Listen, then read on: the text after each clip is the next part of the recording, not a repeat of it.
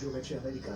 চরম দুই শত্রুর সঙ্গে বন্ধু দেশ ভারতের এই মাখামাখি নিয়ে তাই উদ্বেগ প্রকাশ করা হয়েছে US China economic and security review কমিশনের রিপোর্টে দাবি এক হতে চাইছে ভারত, রাশিয়া আর চীন।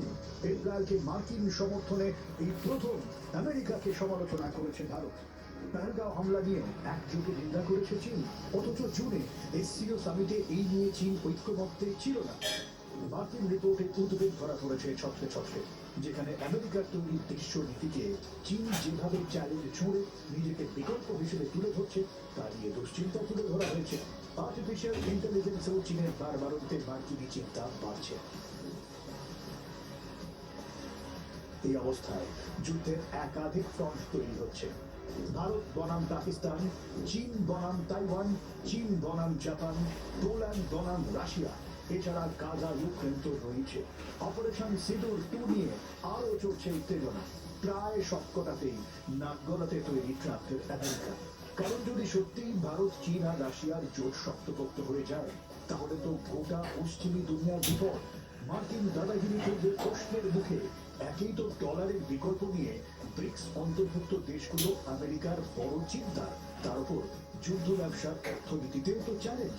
সে কারণেই মরিয়া হয়ে পাকিস্তানকে দলে টানার চেষ্টা চালাচ্ছে আমেরিকা, জাপানকে উস্কানি দিচ্ছে চীনের বিরুদ্ধে। বিশেষজ্ঞদের মত, আগামী 5 বছরে বিশ্ব নিয়ম নীতি পাল্টানোর মুখে দাঁড়িয়ে এই জায়গায় ভারতই অত্যন্ত গুরুত্বপূর্ণ হয়ে উঠবে বলে দাবি সব মহলে। ব্যুরো রিপোর্ট, জি24 ঘন্টা। এখন অবশ্যই শি জিনপিংয়ের উপর নির্ভর করছে তারা এই গ্লোবাল সাউথকে কতটা ফলো করবে কিনা। গ্লোবাল সাউথকে শক্তিশালী করার কাজ পুতিনের আসার সঙ্গে সঙ্গেই আরো জোরদার শুরু হয়ে যাবে কাল থেকে। সে কারণেই তো পশ্চিমী দুনিয়ার এত রাগ।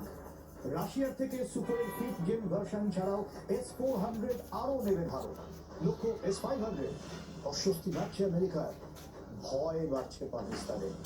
চীনও কি খুব স্বস্তিতে থাকবে? অন্তত এবার থেকে ভারতের সঙ্গে ঝগড়া করতে এলে তাদের একবার ভাবতে হবে। যেখানে রাশিয়া সখ্যের কথা বলেছে, আপাতত পুতিন এবং মোদি বৈঠকের দিকে তাকিয়ে রয়েছে গোটা বিশেষ করে ডোনাল্ড ট্রাম্প এবং আসিফ মনির।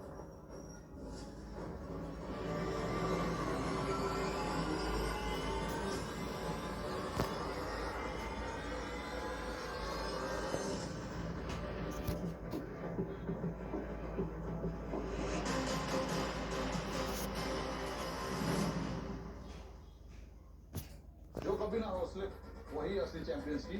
सीमेंट से पकड़ बनाए